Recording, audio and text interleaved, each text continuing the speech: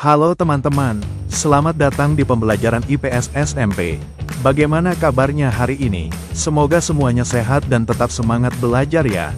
Pada video kali ini kita akan membahas materi yang sangat dekat dengan kehidupan sehari-hari, yaitu kerjasama ekonomi antar negara. Tahukah kalian, barang yang kita gunakan setiap hari seperti handphone, kendaraan, bahkan makanan impor merupakan hasil kerjasama antar negara. Lalu, apa sebenarnya kerjasama ekonomi antar negara itu? Apa manfaatnya bagi Indonesia? Yuk kita pelajari bersama.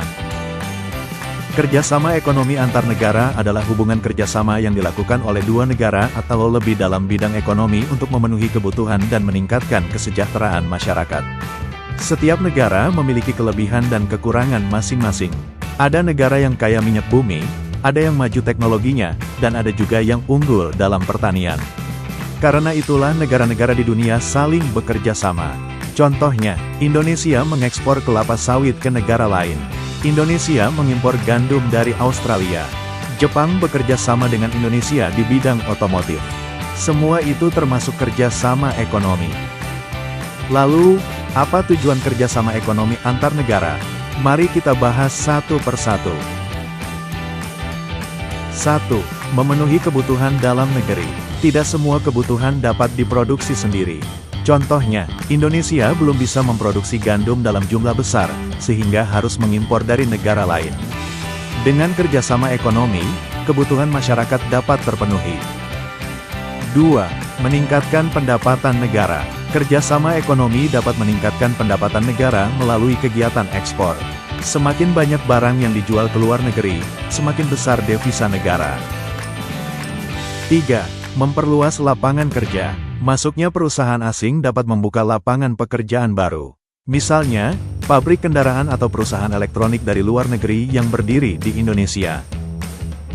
4. Mempererat hubungan antar negara. Kerjasama ekonomi juga dapat memperkuat persahabatan antar negara. Hubungan yang baik membuat kerjasama semakin lancar. 5. Mendorong pertumbuhan ekonomi. Perdagangan dan investasi dapat membuat perekonomian negara berkembang lebih cepat. Kerjasama ekonomi antar negara dibagi menjadi beberapa bentuk. 1. Kerjasama bilateral. Kerjasama bilateral adalah kerjasama yang dilakukan oleh dua negara. Contohnya, Indonesia bekerja sama dengan Jepang dalam bidang industri otomotif. Kerjasama bilateral biasanya dilakukan karena kedua negara saling membutuhkan. 2. Kerjasama regional. Kerjasama regional adalah kerjasama antar negara dalam satu kawasan tertentu. Contohnya adalah ASEAN. ASEAN merupakan organisasi negara-negara di Asia Tenggara. Tujuan ASEAN antara lain, meningkatkan pertumbuhan ekonomi, menjaga stabilitas kawasan, mempererat hubungan antar negara anggota. Indonesia menjadi salah satu pendiri ASEAN. 3. Kerjasama multilateral. Kerjasama multilateral adalah kerjasama banyak negara dari berbagai wilayah dunia. Contohnya, PBB, WTO, IMF. Kerjasama ini biasanya membahas masalah ekonomi dunia secara lebih luas. Sekarang kita bahas beberapa organisasi ekonomi dunia. ASEAN. ASEAN adalah organisasi negara-negara Asia Tenggara. Terbentuk semenjak tahun 1967 di kota Bangkok, Thailand. Tujuannya, memperkuat kerjasama ekonomi meningkatkan kesejahteraan masyarakat Asia Tenggara.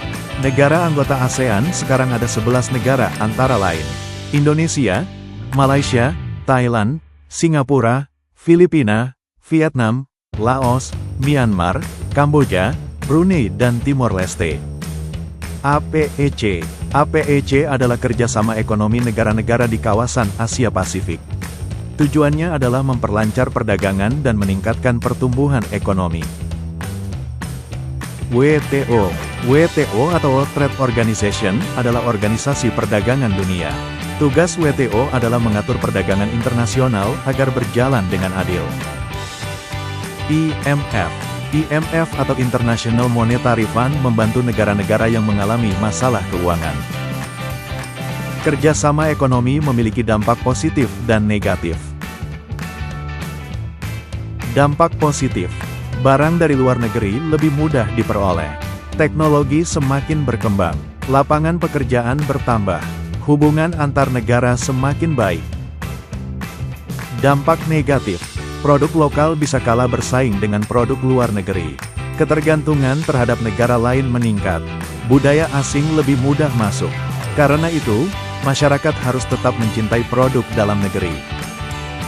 Di dalam kehidupan sehari-hari kita, banyak barang yang kita gunakan merupakan hasil kerjasama ekonomi antar negara. Misalnya, handphone dengan berbagai merek dari berbagai negara. Kendaraan hasil kerjasama Indonesia dan Jepang. Artinya, kerjasama ekonomi sangat dekat dengan kehidupan kita sehari-hari tanpa kita sadari.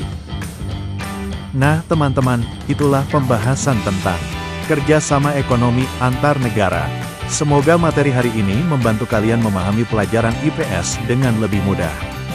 Jangan lupa, belajar dengan semangat, rajin membaca, dan terus berlatih soal.